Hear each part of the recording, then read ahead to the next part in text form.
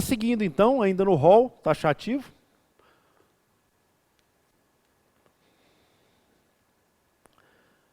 Vou colocar mais uma extensão aqui que o STJ operou,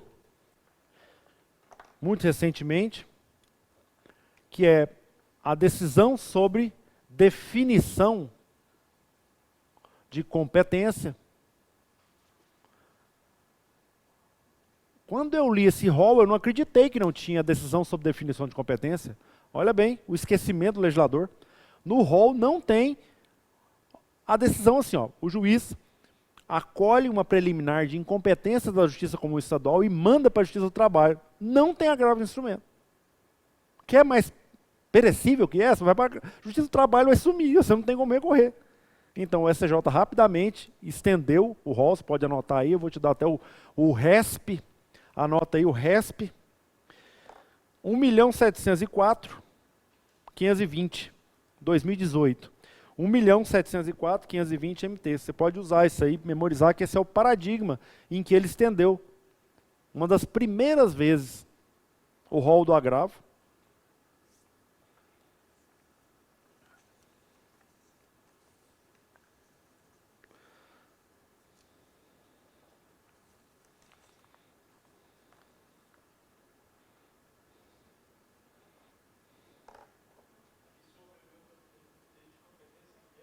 Definição de competência. Toda vez que o juiz fala assim, é seu ou é seu? Não é meu, mando para lá. Cabe agravo de instrumento. Isso aqui é interpretação extensiva, tá? É para provar que o rol, na verdade, não é taxativo. É um rol que admite interpretação extensiva. Estão aqui 3 exemplos. Isso aqui é bom para prova oral, por exemplo, né? Para uma prova discursiva.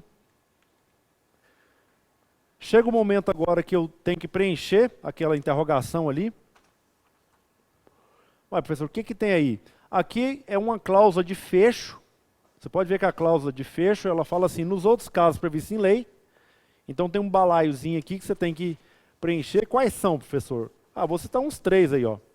Ação popular. Qualquer decisão proferida na ação popular, cabe agravo de instrumento. O recebimento na ação civil pública, LIA 10, parágrafo 17. LIA é Lei da Improbidade Administrativa, é a 8.429 de 92. Tem mais uma admissibilidade aqui, ó, põe esse 354, parágrafo único. Aí vai, tem muito caso aí distribuído pelo Código, pela legislação.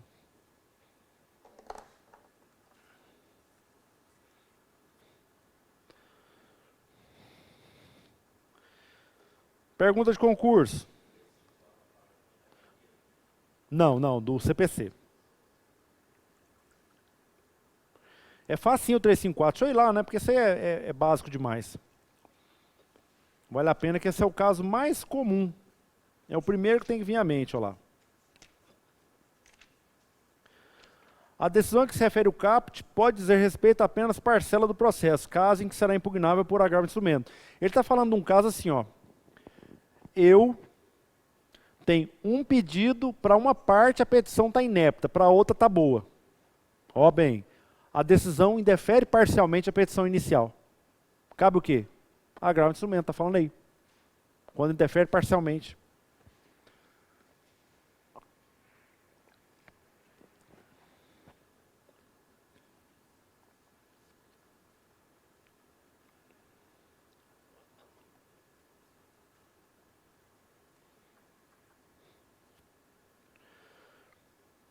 Pergunta de concurso, oral inclusive, isso aqui é prova oral. E se alguma dessas decisões estiver dentro da sentença, cabe o quê? Se uma decisão dessa estiver dentro da sentença. Cabe o quê? Apelação, fácil demais. 1009, parágrafo 3º. Eu dei até os exemplos, né? Isso pode estar dentro, isso pode estar dentro, isso. Pode estar lá dentro da sentença. Aí não cabe agravo de instrumento, cabe apelação. Isso a gente chama de princípio da consunção. É um recurso engolindo o outro, tipo isso. Ou tem tanta questão, mas tanta questão, mas tanta questão, que assim, eu vou ler umas 3, tá? Porque senão a gente nem anda. Então essa aula pode ter sido cansativa de repente, mas você arrebenta com ela. Vou ler umas 3 aí. Magistratura oral. O interessado pode recorrer da decisão de tutela antecipada? De que forma? A pergunta era assim. O interessado pode recorrer da decisão de tutela provisória? Pode, claro. De que forma? Através do agravo de instrumento, artigo 1015, inciso 1. Magistratura São Paulo. Do pronunciamento que julgar parcial e antecipadamente o mérito, caberá apelação desprovida de efeito suspensivo? Não. Cabe agravo de instrumento. Se recortou, decidiu um pedaço do mérito, cabe agravo de instrumento, não é apelação. A resolução da questão relativa à desconsideração da personalidade jurídica será sempre impugnável por agravo de instrumento? Sempre? Não, se tiver na sentença é apelação. Acho que eu corrigi essa hoje, né? Vamos mais uma. Promotor de Justiça, São Paulo. Não cabe recurso das decisões proferidas em inventário. Não, ao contrário, cabe, de todas. De todas, totalmente ao contrário. Todas. Da sentença final cabe apelação. Das do meio, tudo cabe agravo de instrumento. Agora, magistratura Santa Catarina. Caberá agravo de instrumento contra decisões interlocutórias proferidas na fase de liquidação de sentença, de cumprimento de sentença, no processo de execução e no processo de inventário. Né? Só as 4 estão ali mesmo. Né? Então, se transcreveu, o parágrafo único. Está aí a prova. Pergunta de concurso. O STJ admite interpretação extensiva para o rol do 1015? Resposta no quadro. Admite. 3 ali, ó. Mudando de assunto, indo para o aspecto formal. Peças de agravo de instrumento.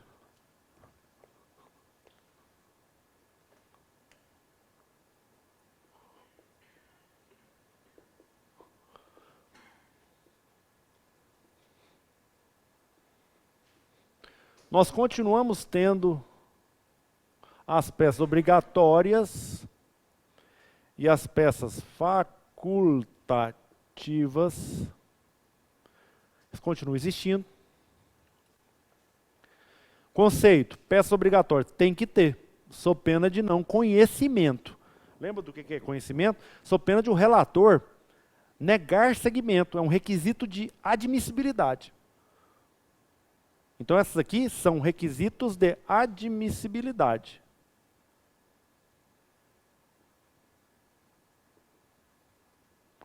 Tipo assim, se não tiver, a princípio não conhece, não vai julgar o mérito. Diferente das peças facultativas, que tem característica mesmo de faculdade.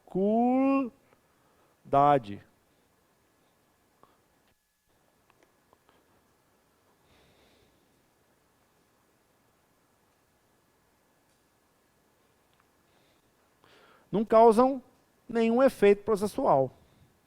Pode ser que o agravo fique mais obscuro para o relator, que não conhece o feito principal. Essa é uma realidade que está ficando pelo caminho, porque com o processo eletrônico, o agravo de instrumento ele fica no link, ou seja, todo mundo vê tudo, né?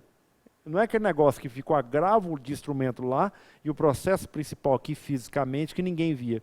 Hoje, na maioria dos processos eletrônicos, ele fica no link azul. Então, tanto o relator vê o processo ordinário, quanto o juiz vê. Eles não têm acesso para movimentar. Estou falando muito grego? Não, né? O relator não movimenta o processo do juiz, nem o juiz movimenta o processo do relator, mas todos veem tudo que está acontecendo. Então, está meio bobeira esse trem de não entender. O novo CPC, contudo, trouxe inovações. Eu vou fazer assim, ó. Peças que já existiam, que já eram exigidas, e agora, uma cor bem louca aqui, peças que foram criadas como obrigatórias, na verdade tem mais uma aqui.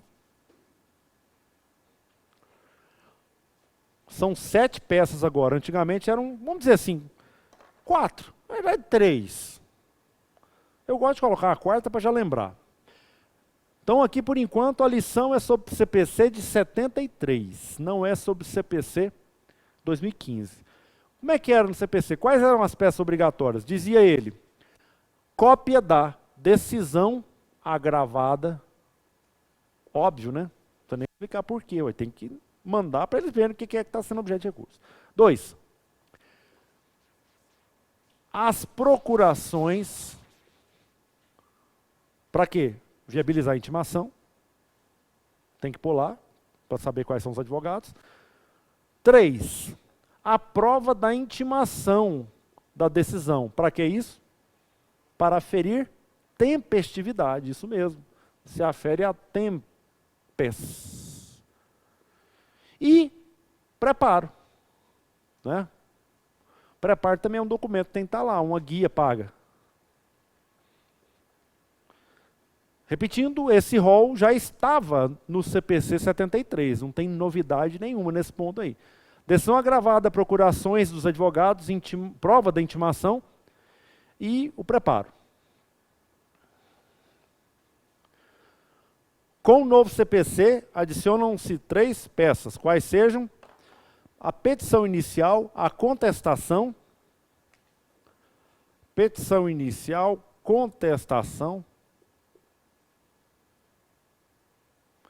e a petição que gerou a decisão agravada. Como tem um amigo meu que fala, a decisão que gerou a imbira.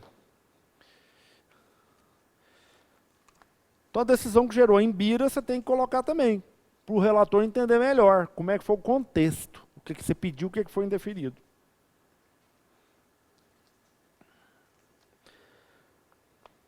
Detalhes importantes. No sistema 73, eu te pergunto, se faltasse uma peça obrigatória, qual era a pena? Não conhecimento. Beleza. Tinha oportunidade de emenda? Se faltasse uma peça, você tinha chance ou era rasteira? Rasteira, processo adversarial. E aí vem então outra alteração do novo CPC. O novo CPC determina, ele não admite não, ele determina a oportunidade de emenda recursal, ou seja, cria um processo cooperativo.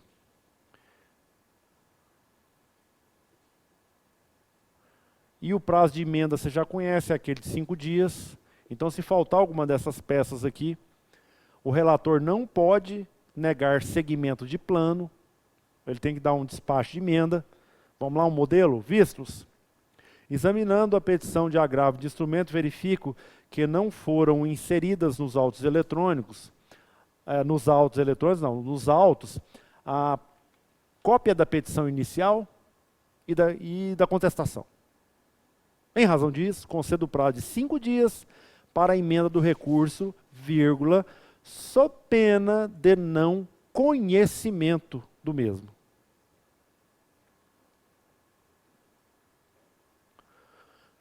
Terceira observação, não se aplica ao processo eletrônico essa obrigação.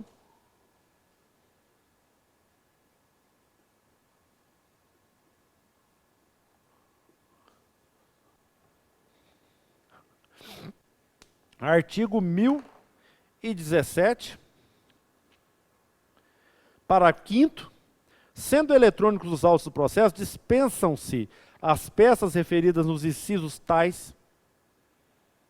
Aí você fala, por quê? Por quê?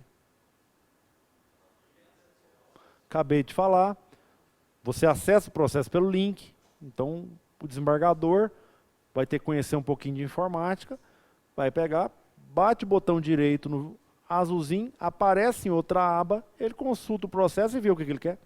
Então o processo eletrônico traz muita transparência, e aí não precisa mais de ficar com essa frescura de exigir tudo isso, porque na verdade o fundamento disso aqui era o quê?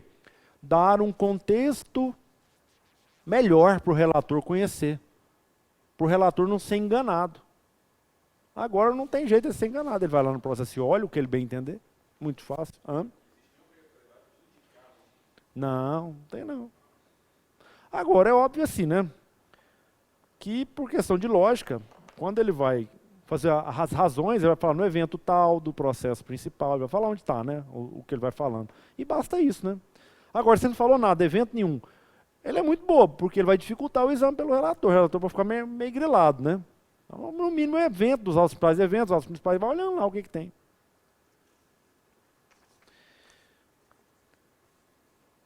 Procedimento do agravo de instrumento, deixa eu ver se é isso mesmo agora. É isso mesmo, procedimento do agravo de instrumento.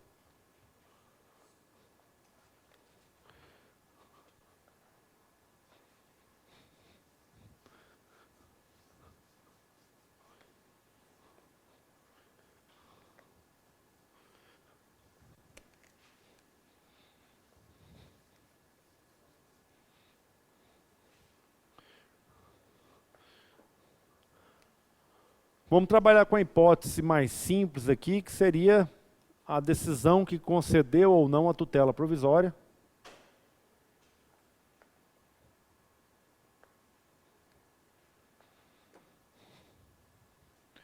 Decisão liminar que concedeu a TP. Seja qual for o sentido, cabe então um agravo de instrumento. Primeiro detalhe dele, o prazo muda de 10 para 15 dias, lembrando-se que são úteis. Aliás, no novo CPC, eu já te disse isso, ele fez uma opção de simplificar a vida do advogado, unificando praticamente todos os prazos em 15 dias, exceto os embargos de declaração. Então, fora os embargos de declaração, é tudo 15 dias, apelação, agravo de instrumento, agravo interno também, que era 5, passa a ser 15. Recurso ordinário, recurso especial, recurso extraordinário, embargo divergente, todos são 15 dias. Prazo é contado em dias úteis. A interposição se dá diretamente no TJ ou TRF. Então, você mantém o regime de 73, não se deve nunca interpor um agravo de instrumento na primeira instância.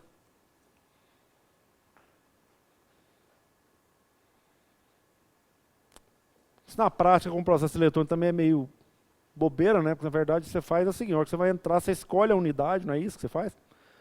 Não muda muita coisa, né? Então, se você errar, né, lá na unidade é problemático. Então, tem que selecionar o tribunal. Lembrar sempre, se você estiver no processo físico, são 7 peças.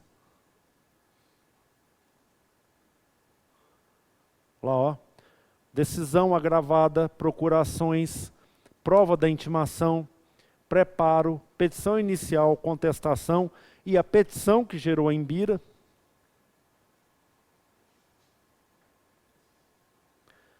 Um detalhe importante que faltou nessa lição aqui é que se não tiver alguma delas nos autos, vou dar um exemplo aqui para você.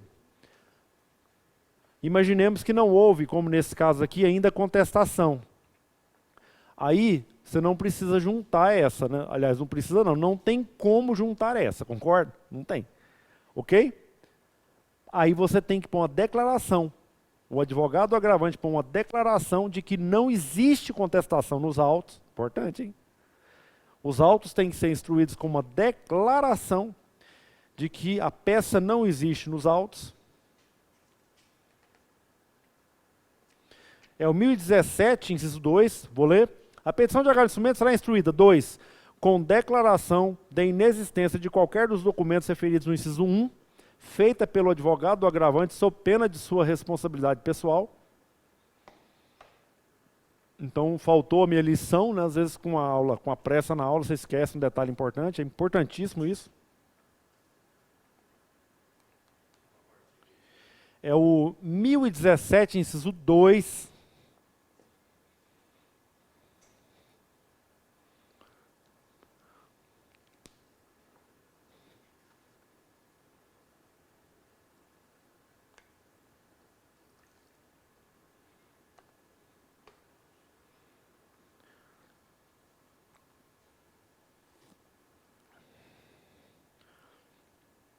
Prosseguindo, os autos vão conclusos ao relator.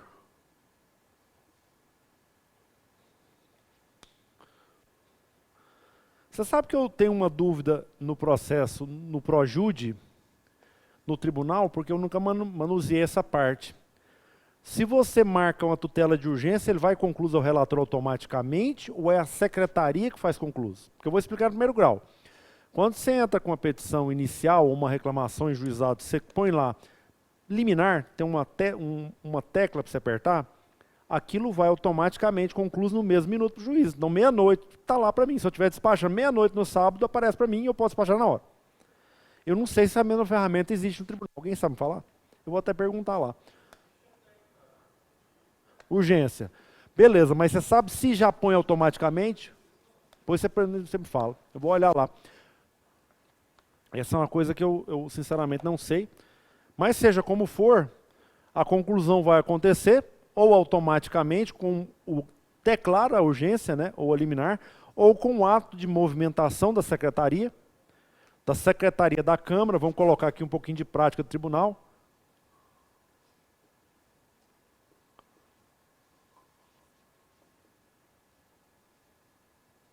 É a Secretaria de Câmara que conduz o processo e ela tem lá geralmente 5 desembargadores com ela.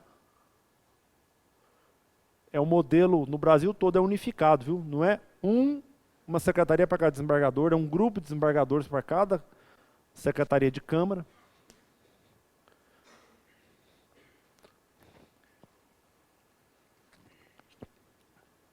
Inclusive, aproveitando o momento Informe e Corregedoria, em novembro nós vamos ter esse modelo sendo inaugurado também nas varas de família, né? Chama UPJ, é a Unificação de Escrivania para 6 juízes. Vai ter esse modelo, nós estamos tentando ver se otimiza aqui em Goiânia. É um modelo lá de São Paulo e de Campo Grande. Então tá, é assim. Então distribui, o relator pega os autos. Ele então, primeiro, examina o pedido de tutela provisória recursal.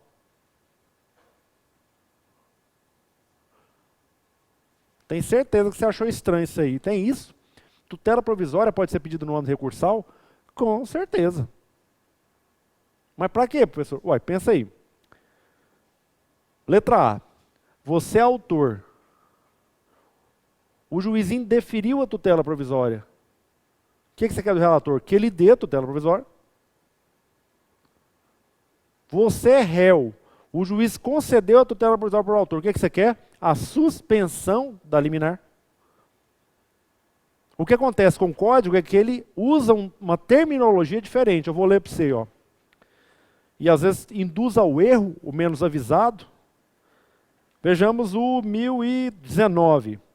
Inciso 1. Recebido o agravo de instrumento e distribuído imediatamente, o relator, no prazo de 5 dias, 1. Poderá atribuir efeito suspensivo ao recurso ou deferir em antecipação de tutela total ou parcialmente a pretensão recursal, comunicando ao juiz a decisão.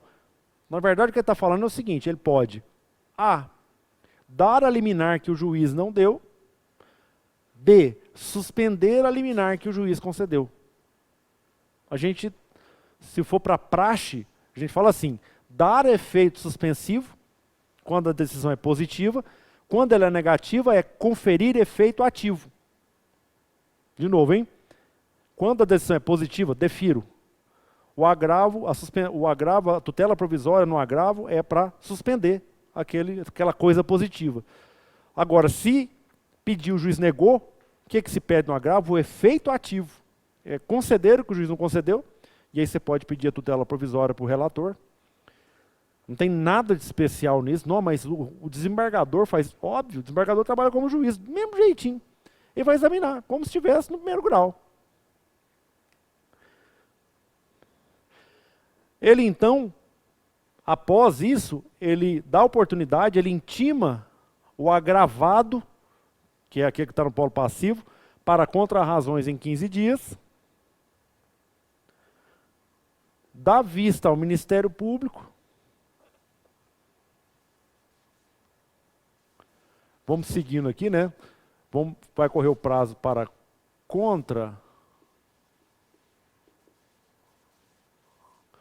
contra-razões.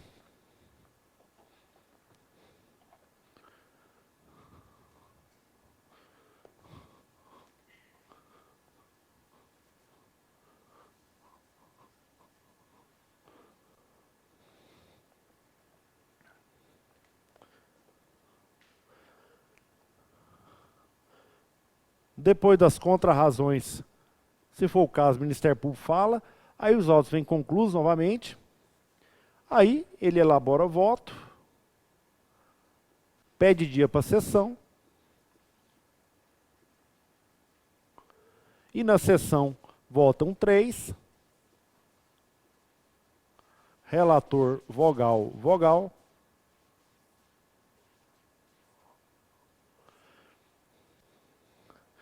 lembrando que vogal é uma designação para aquele que não viu o processo. Nós não temos o revisor mais no sistema, não tem revisão.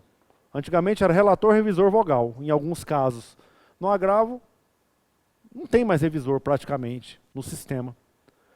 Só na ação rescisória no Superior Tribunal. No resto não tem, então é 2 que não viram o processo, 1 que examinou, que é o relator.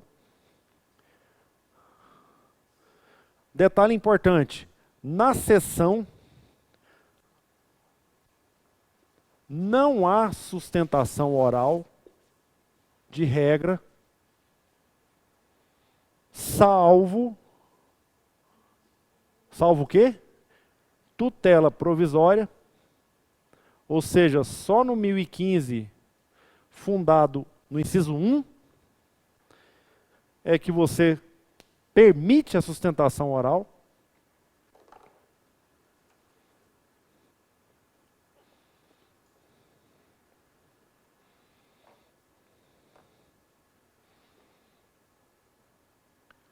Aqui nós estamos lá no âmbito do 937 do novo CPC, volta lá comigo. Ele vai te dar o rol de recursos e incidentes que tem sustentação oral. Aí ele vem apelação, recurso ordinário, especial, etc, etc. Aí vem agravo de instrumento interposto contra decisões interlocutórias que versem sobre tutelas provisórias de urgência da evidência. Então, o 937, inciso 8º, só permite sustentação oral no agravo de instrumento contra tutela provisória.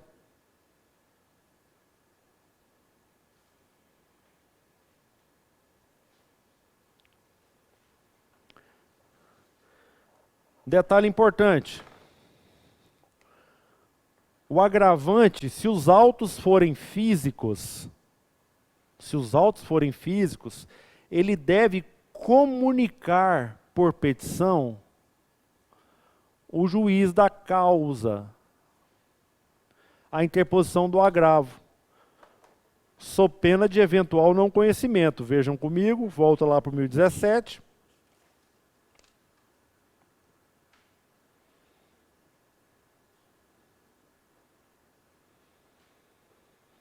1018, o agravante poderá, na verdade é um deverá, requerer a juntada aos autos do processo de cópia da petição, do agravo de instrumento, de comprovante de sua interposição e da relação dos documentos que instruíram o recurso. O prazo é de 3 dias, beleza? Sob pena de não conhecimento. Essa regra não se aplica aos autos digitais.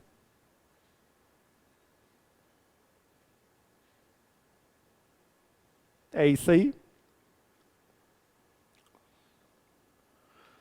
Pergunta que se deve me fazer.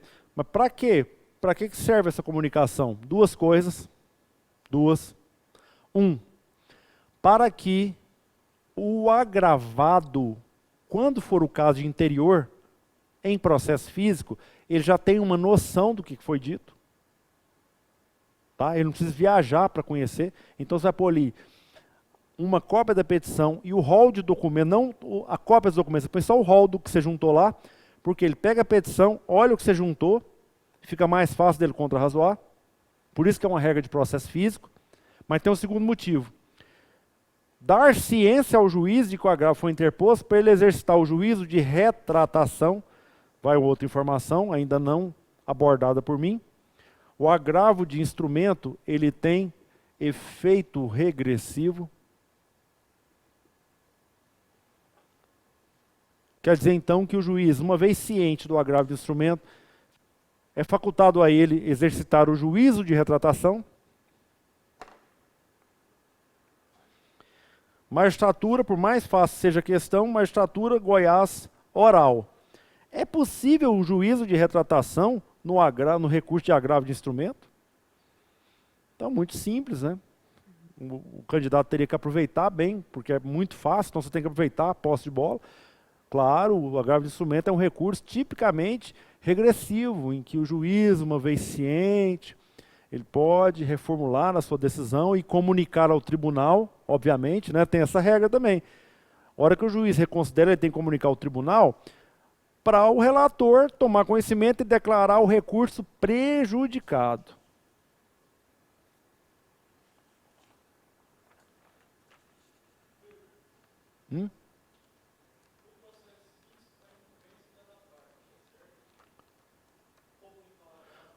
O agravante, né? Agravante. É.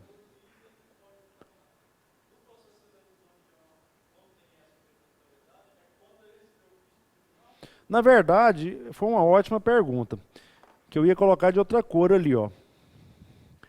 No novo CPC, ele não mais fez menção à requisição de informações do juiz. Você pode dar uma olhada lá, que você não vai encontrar mais o pedido de informações ao juiz. Não tem. Essa era uma regra do antigo CPC. Ele realmente falava que o relator requisitava informações. E o juiz realmente ficava um pouco chateado com isso, porque ele, na verdade, se limitava a falar, está aí a decisão, e dava trabalho para ele. O CPC fez uma opção, não precisa me pedir nada. Não, o relator até pode pedir se ele quiser, mas não tem esse ato como obrigatório, beleza? Então, mas aí respondendo a sua pergunta, como é que o juiz fica sabendo no processo digital? Porque o link aparece. Né? Então, imagina, o processo está sem link nenhum.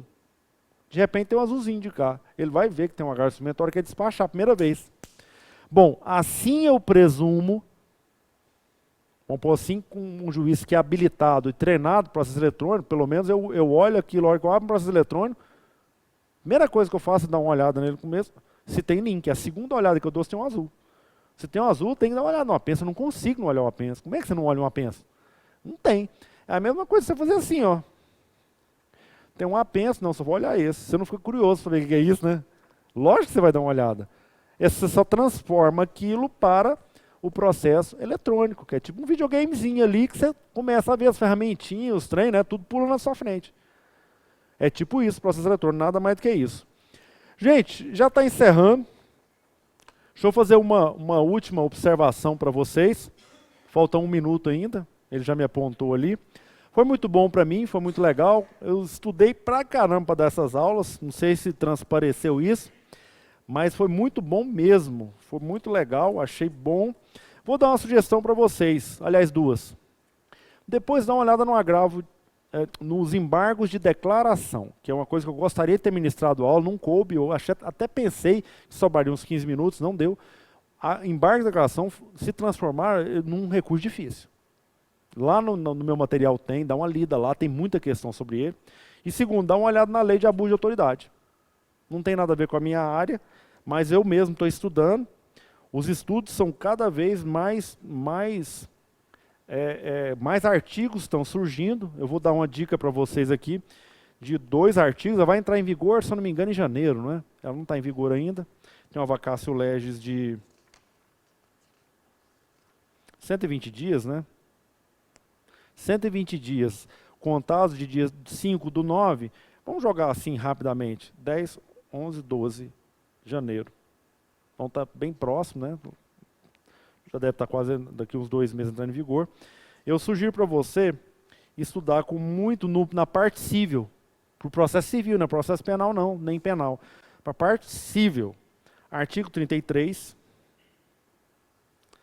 eu vou ler ele para você. Dá 1 minuto aí, né? Não dá? Mais um? Exigir informação ou cumprimento de obrigação, inclusive o dever de fazer ou de não fazer, sem expresso amparo legal. Estou ficando em silêncio, porque isso aqui é de deixar de queixo caído. Então, por exemplo, se eu der uma tutela provisória, sem ter uma lei expressa, eu estou sujeita à lei de crime de abuso de autoridade. Sabe quantas tutelas provisórias eu dou por dia? 12 a 15. Então eu vou ter risco quando eu voltar para a atividade fim. Hoje eu estou fora, né, graças a Deus. Né? Mas eu estou dia 20, em 2021, eu vou dar em torno de 10 a 15 de tutelas provisórias por dia, multiplicado por 5,50 vezes 200 tutelas provisórias por mês, com risco, porque é fazer e não fazer o tempo todo. Negativação, tira protesto, despeja a gente, põe não sei o quê. Se não tiver expresso amparo da lei, ou seja, não vale precedente, será? Precedente, então, né? Eu inclusive vou escrever um artigo, isso aqui é estapafúrdio. Então nós temos que ler assim, ó. Exigir informação ou cumprimento de obrigação, inclusive o dever de fazer e de não fazer, sem expresso amparo do ordenamento jurídico, que abarca A, lei, B, precedentes, C, contrato. É contrato também, que a parte pode não ter na lei, mas às vezes tem um contrato. Ficou totalmente estapafúrdio, absurdo. O 36 também, decretar em processo judicial indisponibilidade de ativos financeiros em quantia que extrapole exacerbadamente o valor estimado para a satisfação da dívida da parte e ante a demonstração pela parte da excessividade da medida deixar de corrigi-la. Pena de 1 a 4 anos. Então tá, a parte não tem nada no patrimônio dela. A dívida no juizado, de 15 mil. Eu não posso bloquear um carro de 60. Não pode. Do jeito que está aqui, né? Está 4 vezes. Então eu tenho que declarar extinta a execução por falta de bens, no caso do juizado especial. É mais ou menos isso. Esse é um dos problemas. Segundo problema. Não sei se você trabalhou com Bacen Jude, mas eu dou uma ordem de 10 mil, por exemplo. Em todas as contas que o réu tem 10 mil, vai pegar. Imagina que ele tenha 10 contas. Eu, por exemplo, tenho 5 contas. Imagina que eu tenha em cada conta dessas 10 mil. Vai pegar 50 mil. Eu estou sujeito à lei de abuso de autoridade. Por conta do próprio sistema. Inclusive já tem um determinado magistrado que falou, não vou decretar penhora online enquanto não resolver essa questão ou o sistema mudar. Porque eu estou sujeito, eventualmente, ao crime de abuso de autoridade. Nem entrou em vigor, né? É um excesso. Por enquanto é um excesso, né? Mas, a hora que entrar em vigor vai ser perigoso. Né? Então fica aqui o meu, aproveitando esse momento, não é nem muito adequado, mas quebrando o protocolo, o meu protesto como magistrado, que eu acho que isso aqui é uma ofensa ao Estado Democrático de Direito. Não tem como fazer justiça com medo desse jeito. Eu vou deixar de fazer justiça por medo. Então tá, obrigado, gente, um abraço.